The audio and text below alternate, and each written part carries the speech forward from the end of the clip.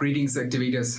This is Activated Talks live on UNAM Radio. This is Martin Nafuka, and we are back again with another episode of Activated Talks. As you are aware, last month we were discussing the topic of human rights in Namibia, and we have had several guests, including some guests from the Pride group of Namibia, a guest from the Office of the Ombudsman. And in this episode, I'm joined by a guest who is an independent political commentator, who's a good commentator in social and global issues of politics and other social issues.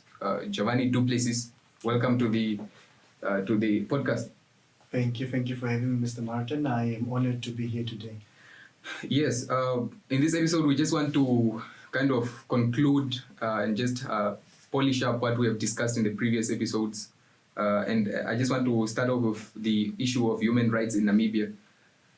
The issue of human rights is mostly a Western concept. I think we are all aware of that. We have adapted it. Many African countries have adapted it upon independence. But judging from a Namibian experience, Namibia is a relatively young country. Judging from a Namibian perspective, how well do you think people are versed with their human rights, and how well do you think they know their human rights, and to what extent do you think they know that they can actually go and protect their human rights and seek justice in cases where their human rights are violated? Okay, thank you for the question. As you said, human rights is more of a Western culture thing, because once we brought up our constitution, remember it was the Big Five, they were called the Big Five back then, Germany, West Germany, France, and America, and all those guys. They helped draw up our constitution. SWAPO was actually let's just say they were just there, but they actually contribute a lot, because it's mostly their values that we got installed into the Namibian constitution, just coming back to that. But then also I think Namibians are not actually very well informed about all the human rights and everything that's going on in the Namibian constitution and how the Namibian constitution protects their rights. And they don't actually know that if their rights are violated, they can actually take it to court and sue, or the person can be prosecuted, or whatever happens there in that scenario. It can actually be settled in the court of law, because most Namibians, I'm also Namibian, 100% Namibian. I love my country. I'm a very big patriot of Namibia. I actually say I'm one of the biggest patriots of Namibia. But we have a problem with education. It's just common sense in education. Our people are not very well educated. Let me rephrase and say there are some that are very well educated. We have some of the, remember, like our university, UNAM, is ranked 16th in Africa, which is actually quite good. So which says a lot about our education system. True. But remember, not a lot of Namibians finish school, so not a lot of them actually are very educated. And True. So I've noticed people, Namibians, believe what they are told. It's a he say, she say situation. If John says it's this, no one actually goes and looks up what John said. So if John says this, now you have no right to do this, then it's like it just ends there. So they don't actually know their rights, which I feel. I noticed Namibians don't have a reading culture, man. I think reading is one of the most fundamental ways in which one can attain information. I've been able to actually go to Europe and experience the European lifestyle, and I've noticed that these people read a lot wherever they go, whether it's on the plane, train, they are reading, whether they're just sitting in the park, they want to inform themselves, and that's lacking in most Namibians. In most Namibian societies, yeah, especially coming to the rural areas. The rural areas, we're having a lot of problems there, man. I have a lot of friends that stay in the rural areas, so I'm a lot in the rural areas, with a lot of organizations trying to help also in the rural areas, just trying to bring those blankets, and so I'm a lot in. So I actually have a very good perspective of what's going on in the rural areas. So that's what I'll say is, and I also have a lot of friends. So mostly I'm sure you guys have had some of these banquets, the First Lady floats. So there's a lot of independent people that come from different European countries also. So I've also met with them, spoken with them, and what they feel of our African culture. And most of them came back to the same conclusion that you're coming back to. Our people don't read a lot. And they don't know their rights. That's one thing. Because as soon as you start reading, you start learning more. And you also start articulating yourself in a different manner. True. And one of the main things in the rural areas, which I will say, is the shabins that are preventing our people from reading or educating themselves to a certain extent, man. Because I have friends that dropped out of school, man, like grade 8 or something like that, just because of alcohol abuse and drug abuse. They don't actually know the repercussions of what they're doing now currently. Yeah, and that can be an issue attributed to unemployment, which we'll get back to in short time. In the last episode, we discussed the police brutality, as a case of human rights violation. We discussed it. We had the PRO of the Office of the Ombudsman, which was a very engaging discussion. We discussed that if the police officer violates my rights while they are carrying out their duties, it's always, or most of the times, it's impossible to actually identify this police officer to be able to lodge a complaint at the ombudsman office, mainly because these police officers are not identified. So what's your contribution to this? Okay, there are things that we can start to do also. Like one example that I would like to bring forth is the one like that's in the States, that they're using in the United States, is that the officer needs to identify himself. Because if he doesn't identify himself, he can just do whatever he wants to and get away with it. So I personally believe an officer should identify himself and from which station he is also from. So if anything happens, or if they don't want to identify themselves, I would suggest someone actually does a recording. You actually have the right to record. A lot of Namibians are getting told by officers, hey, I'll do what to this, I'll do this to you, I'll do this to you, if you start recording. And people become afraid. I've noticed that thing, and the police officers are overusing their power, which they can detain you for 48 hours. They misuse that a lot, and Namibians are afraid of that. A lot of Namibians are afraid of that. So the police actually overuse that thing. So I would say the ombudsman should actually start checking into that, of them overusing that power, of detaining people for 25 or 48 hours without any reason. That's a good suggestion, actually. Yeah. I think also the case of these police officers having to get identification badges or numbers or something on their uniforms. I believe maybe N62785 officer. Yeah, just to identify that this individual is part of the rank, is part of the force. Because anyone can dress up as a police officer. These uniforms, they are manufactured. Anyone can just go to the manufacturer and buy. It's crazy to think about it, but it can actually happen. Because especially I've seen these community police boys that just help with the community policing. They always get these, what's the thing's name? These reflectors, those police reflectors. Yeah. And these guys, they feel like they are officers. So they walk around feeling they're officers, threatening people, whatever, which they're not actually allowed to do. I think, does the Namibian police use people who are not actually in the police force? Yeah, like those community guys. Yeah. So like mostly what they do is like in the community. So I've seen this in Van der Heide, and I've also seen in Nochimise, is they take individuals from the community just to help with police community. They call it community policing.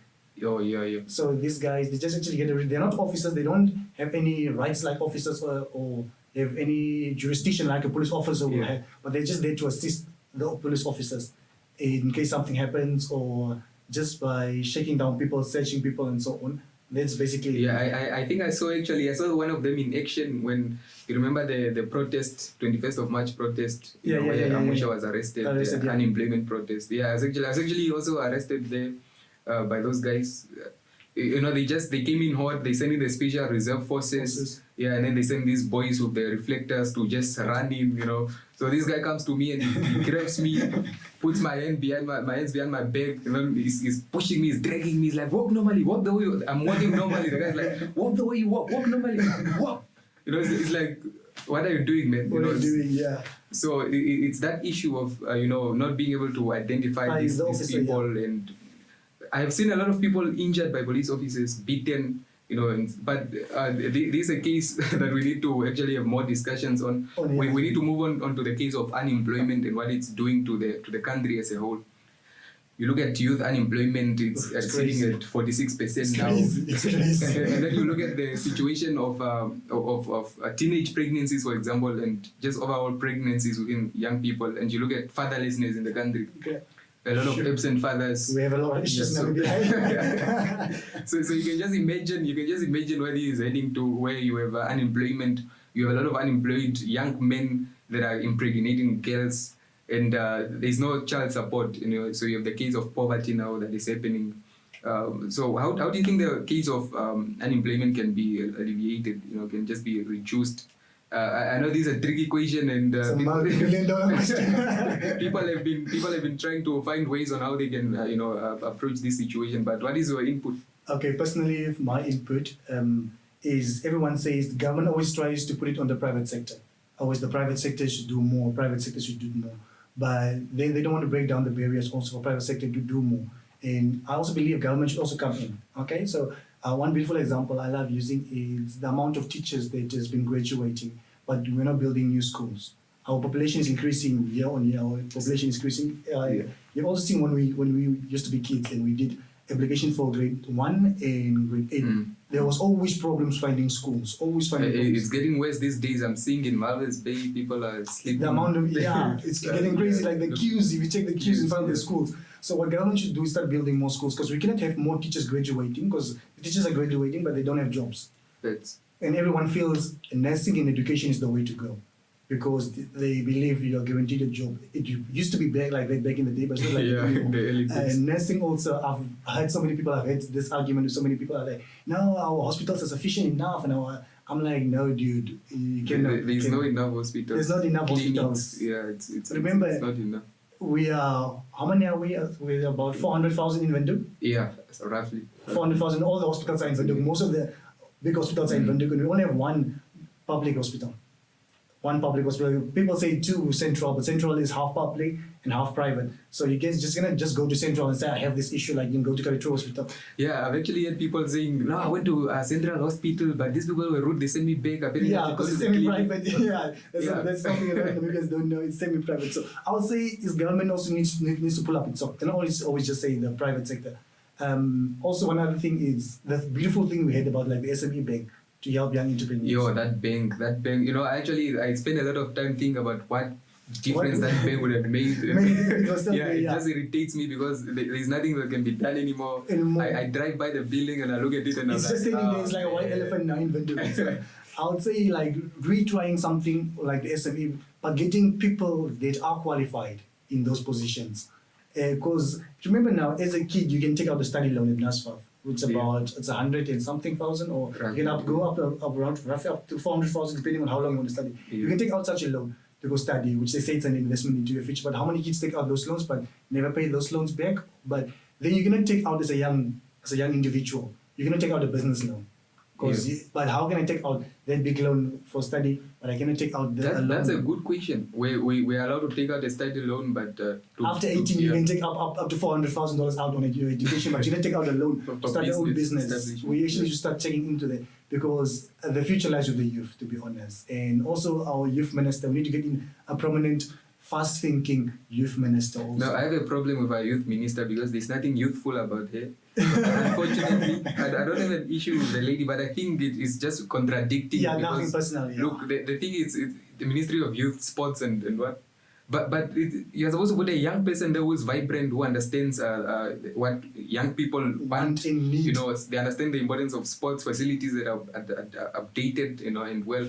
But that's not the topic. That's not the topic. Yeah, but as I was saying, we need actually to bring someone in there that can help also develop the youth. So, because remember, it comes from the youth. So that the youth can also start creating employment. Everyone's always like the millennials will create employment. But then also the youth can also create employment. There's so much beautiful ideas, man. I sit around so many kids, and when they start speaking to me, I see the passion in their eyes. It's just not like, because people love saying, no, the Namibian kid doesn't want to work. The Namibian kid doesn't want to work.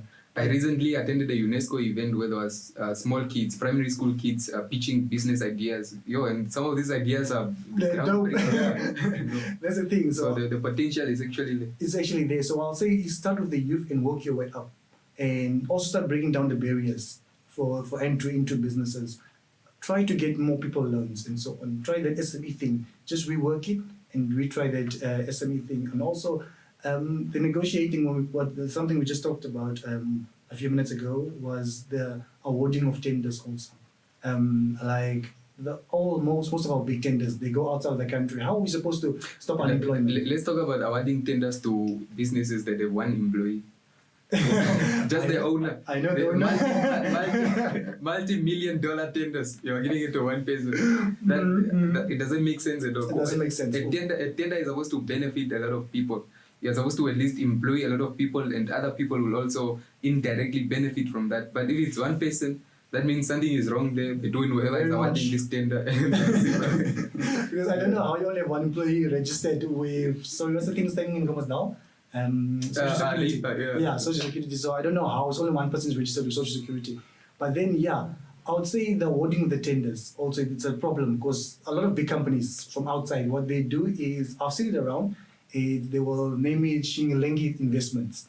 But then Shingilengi Investments, only 25% is owned by a Namibian, and then the rest, 75% is owned by someone outside the country. So that money is going out of the country, which could have been created, could be used to create jobs here. And one thing government should start to understand is, it's basic economics, but economics is a lie. I've studied economics. Economics is a lie. What they say, the more people that are employed, stuff start to go up, but that's not actually true. The pricing will start to go up. It's not actually true. I would say the more people that are employed, life starts to get better for everyone also. Yeah. Life, because if you use basic common sense. That's actually a good way to put it. I mean, despite the potential inflation, more people actually have a source of income and struggling and poverty. Because it's only going to affect the high and mighty. Yeah. So they're trying for the high and mighty not to get affected with inflation rates. Yeah. So what I actually say is one thing government needs to start understanding is, as soon as these people start getting employed, the economy starts growing. The economy starts growing, you get more tax also, which you also score, the government also scores. So it's not actually, the government's not losing anything. And I've seen so many government buildings dilapidated. So what government can also start doing is employ small companies, give it out to 6 different companies. Don't give it out to one company, this major tender to one company. Give it out to 6 different small SMEs, and the 6 different small SMEs start fixing up government buildings. That creates employment again. Just like small things, there is really a lot government can do. Government buildings are falling apart terribly. Dilapidating a lot of them. Government infrastructure, it's terrible. It's crazy. I think it's better for them to just rent out buildings from private owners instead of building their own, because they don't maintain the stuff. Look at schools, they are falling apart. But we need to move on and just continue with the human rights. Namibia is actually, it's blessed with tremendous resources, from diamonds, gold, copper, recent discoveries of oil, and now we have green hydrogen, of which Western countries are particularly very interested in. But despite this tremendous amount of wealth that the country is having, the poverty rates are actually high. I've seen in the newspapers at least 30,000 Namibians, I think it was yesterday's newspaper, Namibian newspaper, 30,000 Namibians are hungry. Literally, they don't have anything to eat. Around half of the population is in poverty. And you look at all these resources that are in the country. You look at foreign companies like the diamond company, the BS just coming in. You look at the gold companies, B2 Gold, foreign companies just coming in and exploiting our resources to enrich their countries. But if you look at the situation in the country, people are supposed to actually benefit from the resources in the country, but it's actually not the case. What's your input? One thing I can say is we need to go vote, guys, because we need a change of power. In State House, we do need a change of power in State House also. Because Namibians have this thing now, if I vote, Sopo is just going to win again, Sopo is just going to win. It's going to make a massive difference. Sopo isn't Sopo, which was in 1990. It's not the same Sopo, it doesn't have the same support anymore. The youth are more awake now. We have a lot of youth that are behind other parties, but they don't want to go vote. So I'll say go vote, guys, because it broke my heart. It was, I think last week I went to Kleine Cooper, going to Grove Mall side. Just as you go there, Grove Mall side, those small kids, man, like they are 3 years old, 5 years old, standing on the streets and begging. We have a lot of those kids actually these days. And that's the problem is something's wrong in our society. If a 3-year-old kid doesn't even have the chance to get educated and feels he needs to go out and struggle for the family, then we really do have a major problem. So what I'll say is go vote, guys. So when you can get different people in, they can start awarding tenders, they can start awarding projects to the right people. Because what's going on in our country is crazy, man. It's crazy. It really breaks my heart, man. Sorry, man. I'm getting a little bit emotional. I'm getting too attached to the story. These things are said, man. Because it's a small kid, man. It's 5 years old. It could have been my brother or my sister being out there also. that feels he has to struggle to bring home food to his parents. You see it at Vania also when you walk past. You see small kids like sitting there begging while we say education is free. Education is not free. We must not kid ourselves. There's story saying education is free because at schools kids get forced to pay, as they call it, voluntary funds. Yeah. They get forced. But it's actually forced. It's forced, yeah. Kids get forced to pay that funds, which is the equivalent to the school fees they used to pay. So I'll say government should stop with that story saying education is free, because education is not free. It's just a thing we say around, but those kids are getting forced to pay those voluntary, because I was also in school and I was forced to pay, and I had a very big argument with our principal in asking her, why do I have to pay if education is for free? Why do I have to pay this voluntary? As you said, it's voluntary, but I'm getting forced to pay it. So I'll say there's a lot that has to change in our country, and it all starts by voting. So basically, it's an issue of competence. We have an issue of lack of competence. People who are incompetent taking up these positions, government positions, and we are just allowing it to happen. And people are very skeptical about voting. People are not really motivated to go and vote. Vote, yeah. But I'll have to say, man, we can make a change. As the youth, we can make a change. We can make a very big change. I have a whole variety of friends, black, white, colored, Indian. I have a whole variety of friends. And there used to be this thing in Namibia of it's only black people and a little bit of colored people that go vote. White people and certain colored people and certain Indian people felt it's not our country, it's your country, so we're not going to vote. But if you've seen the last elections, the regional elections, queues that were standing of different races, and that made me so proud to say we are finally becoming one Namibia. White, black, colored, Indian, doesn't matter what you are. Asian, if you're born in Namibia and you classify as an Asian, whatever, and you stand up and go vote. That was so beautiful, man. Like, that was very beautiful. Yeah, no, I noticed. But it's also people are getting fed up now. Yeah, people are getting fed up with the administration we have in power right now. Yeah, mismanagement and all that stuff. Yeah, I wish this conversation could go on for longer, man, but because of time, we have to cut it short. These activated talks, we need more conversations like this between young people, just having a conversation about what's happening in the country, social issues happening in the country, just to open our minds more as young people, become more involved. So thank you for listening. Thank you for watching. This is Martin Nafuka. See you in the next episode.